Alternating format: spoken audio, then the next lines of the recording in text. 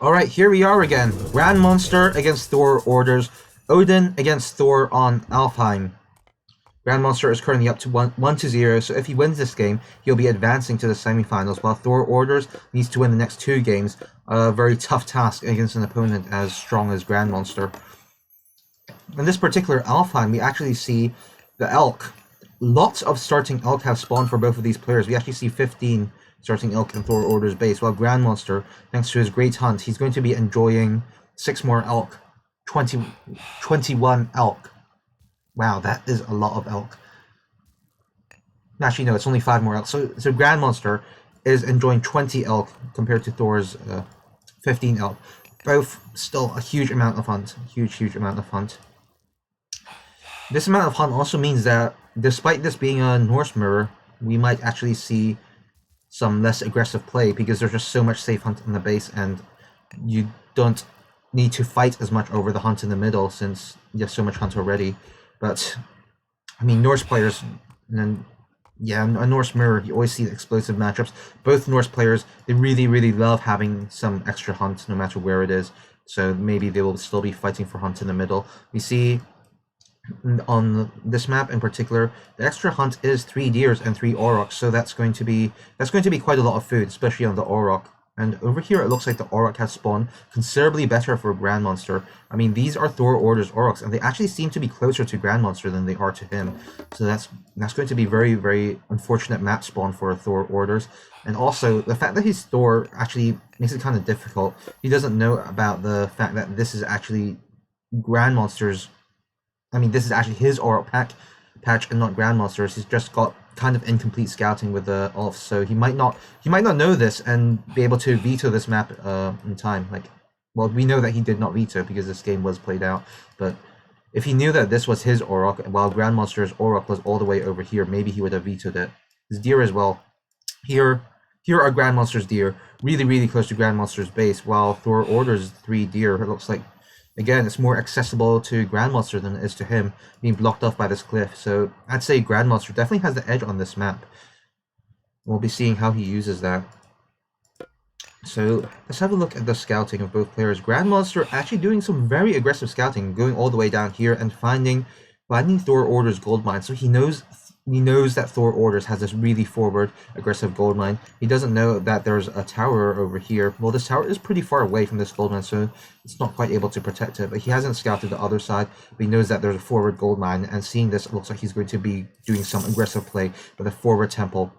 Definitely a really good idea as Odin against Thor. You have a faster early game as Odin, and you can put down a lot of pressure. And Thor, on the other hand, he sort of has trouble scouting. He's only got the 1 Alf. He's not going to get the ravens from his temple, so he won't know this rush is coming. He's going to be completely oblivious to this, and it looks like he's not even going to be building his temple anytime soon. He's still scouting, and the Alf is just now coming back. If ThorOrders knew this rush was coming, then I'm sure that he'd be eager to wall chip all these towers and make sure they're safe, but he does not know that the rush is coming. He does not know it, and that means that it's going to be extra scary for him. GrandMonster advancing through Freya, a little bit surprising. I'd have thought he'd gone Heimdall and just try to put as much damage as he can on the gold mine, but I guess the advantage of Freya over here is that he can remove this forest and fully expose this gold mine. And the Valkyrie as well, it's also better as a free myth unit than the Einherjar, I believe. It's just so tanky and mobile. But Heimdall, definitely a really good god for rushing. You get a guaranteed to be able to remove any towers defending the gold. And the Einherjar, it's also a gold costing myth unit, which is really strong in fights. You can just keep making in the classical age without going heroic. So if you stay in the classical age and fight for a very long time, Heimdall is a very good god for that. Just being able to make Einherjar and just keep winning the fight and just putting so much pressure onto the gold. So I'm actually a little bit surprised by the Freya from GrandMonster. It looks like with this forward temple, it's still going to be aggressive play. We're still going to see some pressure onto the gold mine. And ThorOrders, he's advancing through Forseti. He's completely oblivious to the fact that a temple has gone up over here and that he's about to be rushed. He's even building his Dwarven Armory. I'm not sure what's up with that. I don't think ThorOrders' intention here is to go for a fast heroic. He doesn't have the food to do so, and going for a fast heroic that can run into a lot of issues with a gold mine being like this. He is going Forseti though, which will give him a bit better defensive options, with the healing spring and the troll being both really good for defense. Now the Valkyrie comes out for a GrandMonster. He has such a fast advance. He's actually like I wasn't looking over here, but he actually made only 2 ox carts in advance, which is how he advanced so quickly. Let's have a look at the advance time. He was up at 4:05. Really fast advance time for Odin. Now the Valkyrie over here, it finds the elk of ThorOrders, and it's going to be doing some harass, forcing some idle time, but no gatherers are going to be picked off unless ThorOrders is really not paying attention, which he isn't. So he saves the gatherer, and no gatherers are picked off, but some idle time is forced. And now All-Starks are being made from GrandMonster and Hersers. All-Starks, the really nice thing about All-Starks is that they train so fast, only in 9 seconds, as opposed to throwing Axemen, which take like, I believe, it's 16 seconds to train, and Raiding Cavalry taking double that at 18 seconds. So All-Starks, the unit GrandMonster is going for getting out the early military as fast as he can to get the rushing done. And he's bashing away at the towers to reduce ThorOrders' sort of influence over the area. You don't want to let ThorOrders just start wall chipping the towers and get rush towers. Otherwise, your opportunity to rush will be lost.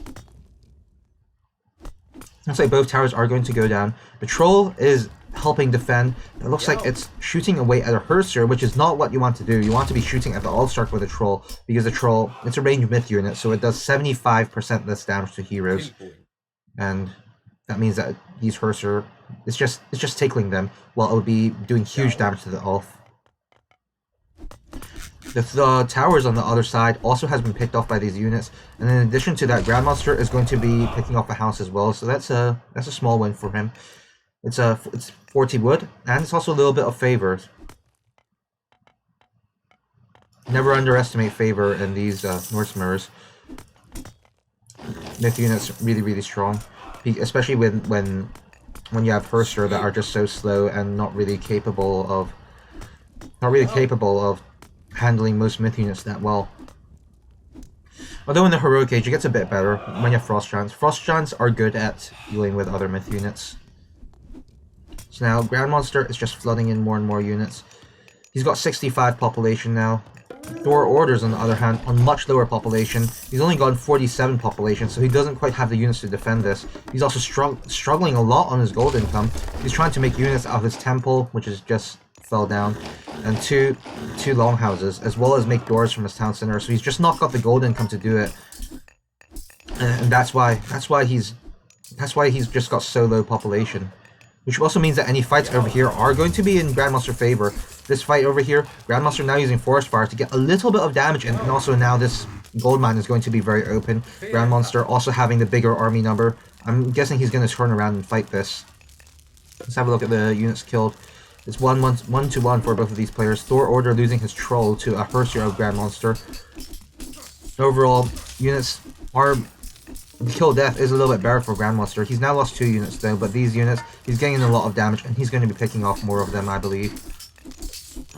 So now ThorOrders, he's on 50 population. He's queuing. He's got 3 longhouses queuing units, but he's also struggling a little bit on the gold income. He's not sure if he can keep it up. GrandMonster, 66 population, doing a little better, but he's fighting under the TC. This might make a huge difference, taking this TC fire, but the TC is focusing the Valkyrie. The Valkyrie is so tanky. This TC fire, it's not going to do that much, because this Valkyrie, I mean, just look at the stats on that thing. It's got 375 health.